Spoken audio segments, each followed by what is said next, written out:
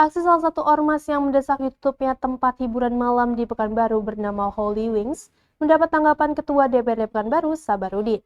Sabarudin meminta agar seluruh tempat hiburan di Pekanbaru dievaluasi secara berkala.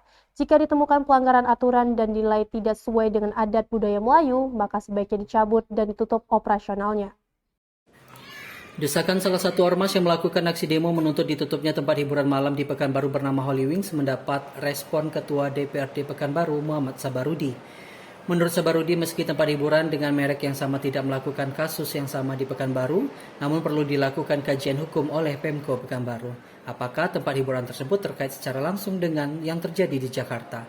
Jika terbukti melanggar aturan, maka Sabarudi mendorong agar dilakukan langkah hukum yang tepat. Tidak hanya itu, Sabarudi juga meminta dilakukan evaluasi terhadap seluruh tempat hiburan malam di Pekanbaru yang dilakukan secara berkala.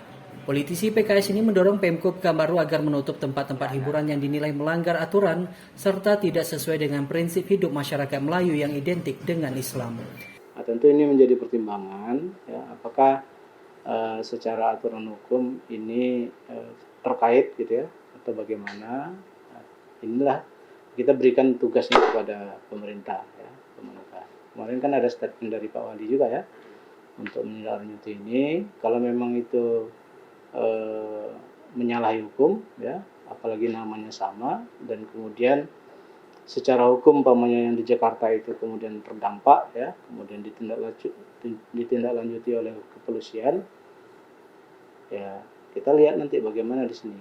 Kita serahkan kepada aparat hukum. Sebelumnya, PJ Wali Kota Pekanbaru Muflihun juga telah mengeluarkan sikap terhadap keberadaan Holy Wings di Pekanbaru. Muflihun meminta agar dilakukan kajian secara hukum. Jika terbukti melanggar aturan, maka Pemko akan mengambil tindakan tegas berupa pencabutan izin. Billy Pranata, Tejo Sudiro, Ceria TV melaporkan.